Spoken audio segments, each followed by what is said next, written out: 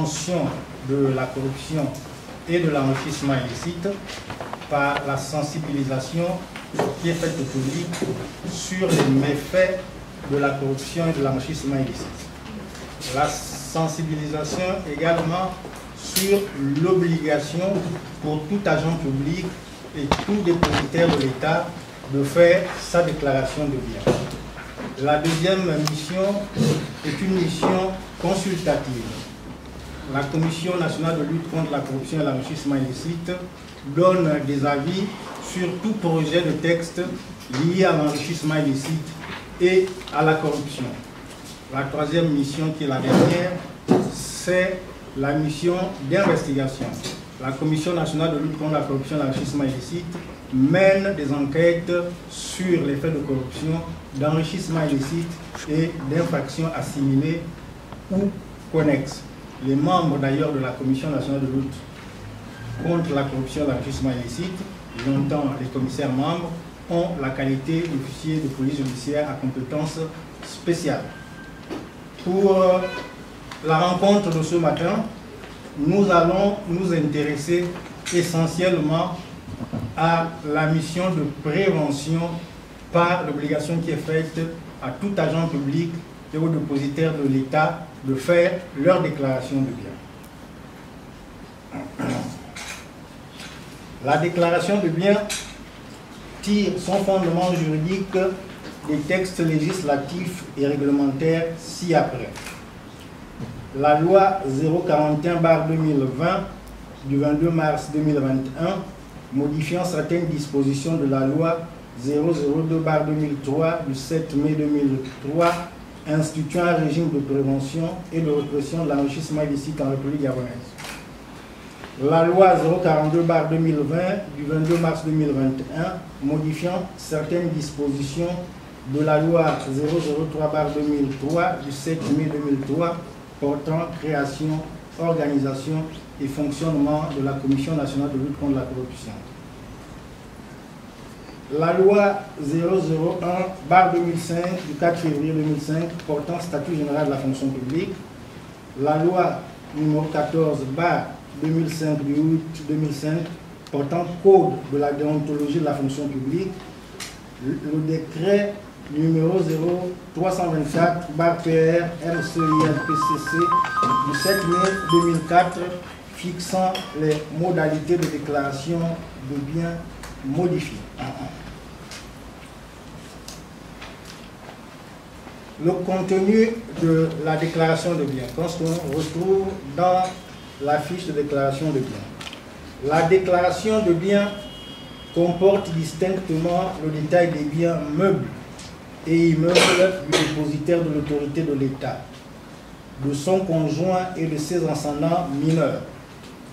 La déclaration de biens comporte également une énumération du ou des salaires annuels, des loyers, des pensions, des immeubles bâtis ou non bâtis, des véhicules terrestres à moteur et autres véhicules.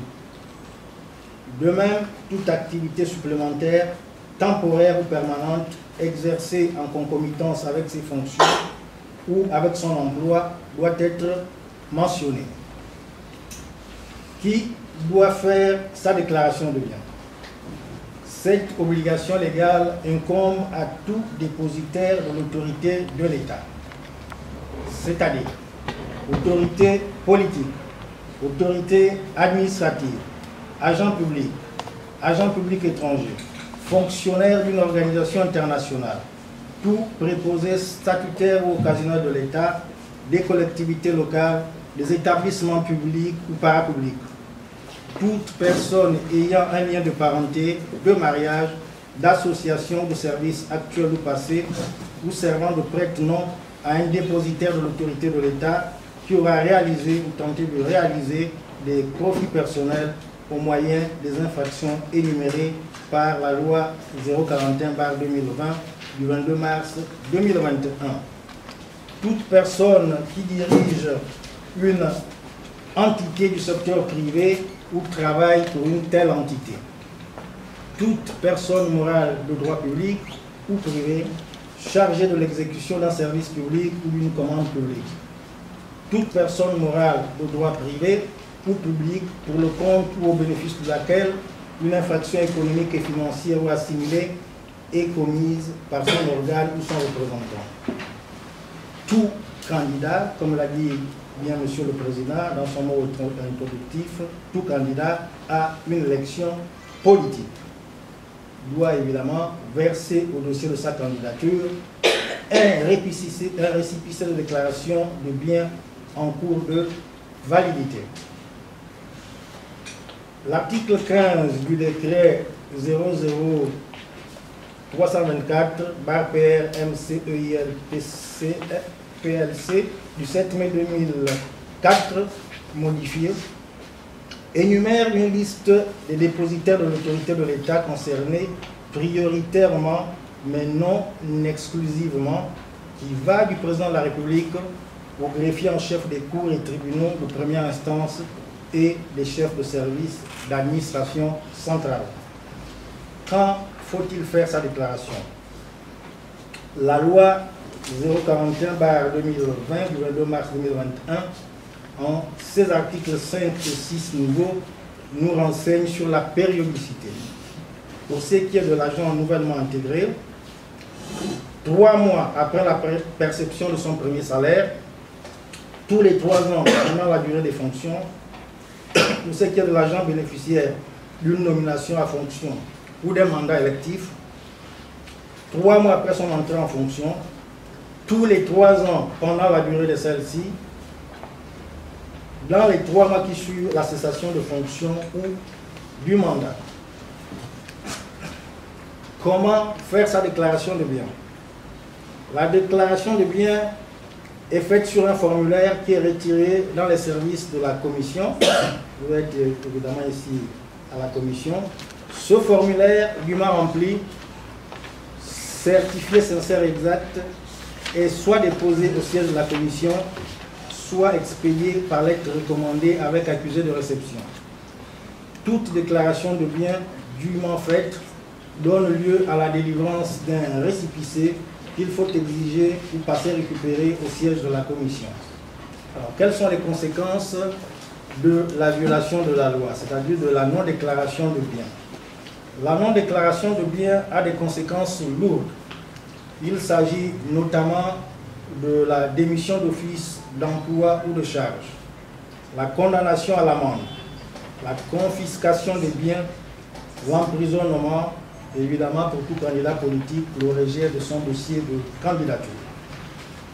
S'agissant de la démission d'office ou d'emploi ou de charge, la loi 002/2003 du 7 mai 2003, en son article 8, dispose que tout dépositaire de l'État qui s'abstient de se soumettre à la formalité de déclaration de biens instituée par la présente loi est d'office démis de son emploi ou de sa charge, conformément aux règles qui régissent son statut ou la convention dont il relève.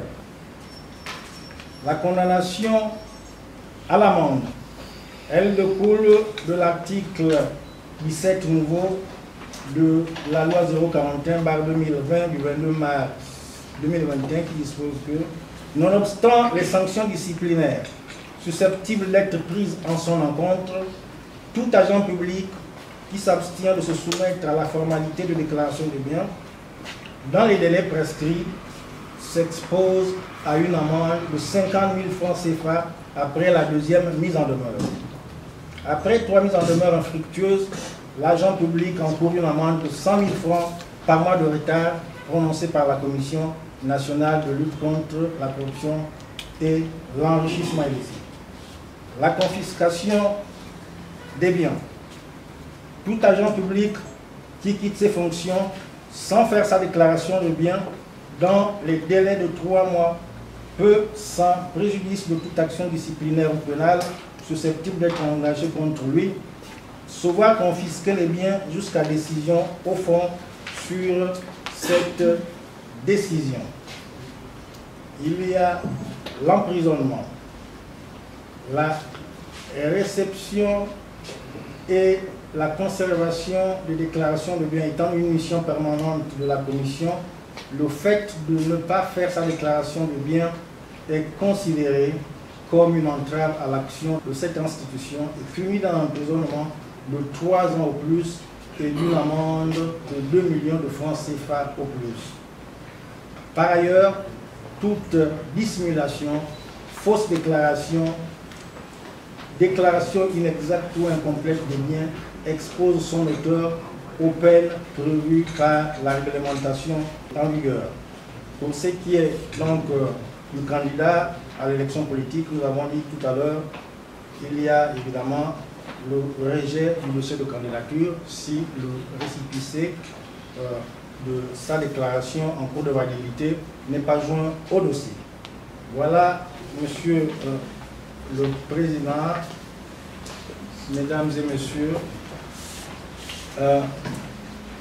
quelques mots sur la déclaration de biens telle que prévue, n'est-ce pas, par les nouvelles lois. Je vous remercie.